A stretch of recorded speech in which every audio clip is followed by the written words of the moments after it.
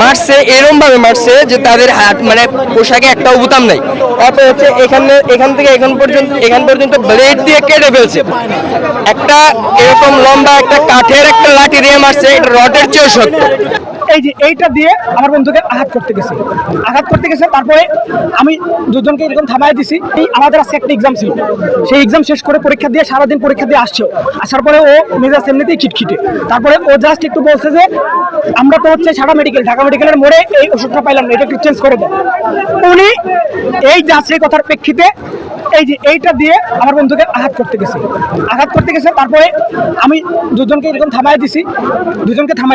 থামানোর পরে ওইখানে যারা ছিল তারাও ওনার পক্ষেই কথা বলতেছে যে তোমরা বের হয়ে যাও, আমাদেরকে ধাক্কা দিয়ে বের করে দিছে। উনি আমার দিকে আঙুল তুলছে। আমি বললাম আপনি আঙুল তুলেন কেন? উনি আমার দিকে আঙুল তুলছে। আমি বললাম আপনি আমার দিকে আঙুল তুলেন কেন? উনি বলে আঙুল তুলছে কি হয়েছে? সে প্রেসক্রিপশন লিখে দিচ্ছে ডাক্তার, তো একটা ঔষধ সে পাচ্ছে না। এখন এই ওষুধটা তো সে নিজে অন্য একটা অল্টারনেটিভ ওষুধ সে নিজে খাইতে পারে না, বা হচ্ছে একটা ফার্মেসির যে বিক্রেতা আছে তার কাছে জিজ্ঞেস করে, সে এটা চেঞ্জ করতে পারে না। তো এতটুকু অসুবিধা নিয়ে সে আবার ডাক্তারের কাছে আসছে যে সেই এটা অল্টারনেটিভ হিসেবে অন্য কোনো মানে ওষুধ সে খাইতে পারে কিনা এটা জানার জন্য। এটা নিয়েই হচ্ছে ওইখানে হাইপার হয়ে গেছে ডাক্তার, হয়তো কোনো পরিবেশের কারণে। কিন্তু একটা ডাক্তার হাইপার হওয়ার পরে, এটা রুগী হাইপার হলে ডাক্তার কন্ট্রোল করবে রুগীকে, ব্যাপারটা এরকম হওয়ার কথা যে রুগী যদি কিছু করে ডাক্তার টলার করবে সর্বোচ্চ পরিমাপে। একটা ডাক্তার কতটুকু মানে অপেশাদার হইলে সে পেশেন্টের উপরে হাত তুলতে পারে, এবং পেশেন্টের উপরে হাত তুলছে তো বটেই, এবং তার যে আশেপাশের যে মানে সিন্ডিকেট আছে অনেক, যে তারা এই কাজ করে, ওই সিন্ডিকেটের মানুষজনকে ফোন দিয়ে আয়না পরিবেশটাকে খুব নষ্ট করে ফেলছে। নষ্ট করে আমাদের 7 জন স্টুডেন্টকে মারছে এরকম ভাবে মারছে যে তাদের হাত মানে পোশাকে একটাও বোতাম নাই। তারপর হচ্ছে এখান থেকে এখান পর্যন্ত ব্লেড দিয়ে কেটে ফেলছে। একটা এরকম লম্বা একটা কাঠের একটা লাঠি দিয়ে মারছে, এটা রডের চেয়েও শক্ত।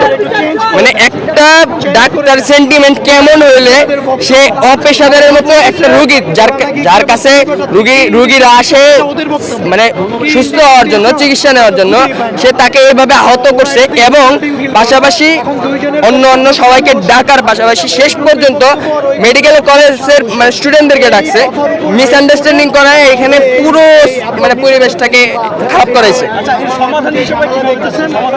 আমরা শুনেন, সমাধানের চেয়ে বড় বিষয় হচ্ছে এটা একটা হাসপাতাল হিসেবে আমরা চাই না আমাদের সমাধান হওয়ার আগ পর্যন্ত এই জায়গাটার মধ্যে রুগীরা চিকিৎসা নেবে। যারা মুমূর্ষু রোগী আছে তারা এখানে সে মারাও যেতে পারে। এই খারাপ পরিস্থিতি আমাদের কারণে হোক এটা আমরা চাই না, বা ওদের কারণে হোক এটা আমরা চাই না। আমরা উভয় পক্ষের মধ্যে কারো কম বা কারো বেশি মানে দোষ থাকতেই পারে, কিন্তু তাদেরকে এটা হাত জোর করে বলছি, বারবার বলছি যে দেখেন আপনাদের দোষ বেশি থাকতে পারে, আমাদের কম থাকতে পারে। এখানে এটা হাসপাতাল, এখানে সাধারণ মানুষরা মানে চিকিৎসা নিতে আসবে। তো এই পরিবেশটাকে আমরা অন্তত স্বাভাবিক করি। আপনারা আপনাদের মতো একটু পিছিয়ে যান। আমি যতক্ষণ এখানে ছিলাম সর্বোচ্চ চেষ্টা করছি গেইটে যেন আমাদের স্টুডেন্টরা না যেতে পারে, এবং একটা স্বাভাবিক সুন্দর মানে ন্যূনতম দূরত্ব যেন হাসপাতাল গেট থেকে তারা মেনটেন করে, এবং খুবই সুন্দরভাবে তারা এটা মেনটেন করছে। আমাদের সাথে টিচাররাও ছিলেন, আমাদের সহকারী প্রক্টর স্যার ছিলেন। জি হ্যাঁ, না আমাদের অবস্থান, আমরা যদি এখানে সারা রাতে অবস্থান করি, সারা দিন অবস্থান করি, আমরা অবশ্যই হাসপাতালের পরিবেশ এবং নিজে মানে একটা সুন্দর দূরত্ব, যে দূরত্ব মেনটেন করলে হাসপাতালের পরিবেশের সমস্যা হবে না, অবশ্যই অতটুকু মেনটেন করছি এবং করে আসতেছি। তো আমার নাম হচ্ছে নাজমুল ইসলাম, আমি হচ্ছে বিজয় 71 হল সংসদের সমাজ সেবা সম্পাদক। আর যে ভিকটিম, যে পেশেন্ট ছিল সে হচ্ছে আমার ছোট ভাই, আর ভিকটিম যারা ছিল তারা হচ্ছে 19-20 সেশনের স্টুডেন্ট। ইউএফটি ফার্স্টের সাথে ট্রেড করুন যে কোনো জায়গা থেকে, ক্যাম্পাসে ক্লাসের ফাঁকে, ঢাকার জ্যামে বসে কিংবা ঘরে বসে। ট্রেডিং এখন হাতের মুঠোয়, তাই ট্রেড করুন যখন খুশি যেখানে খুশি।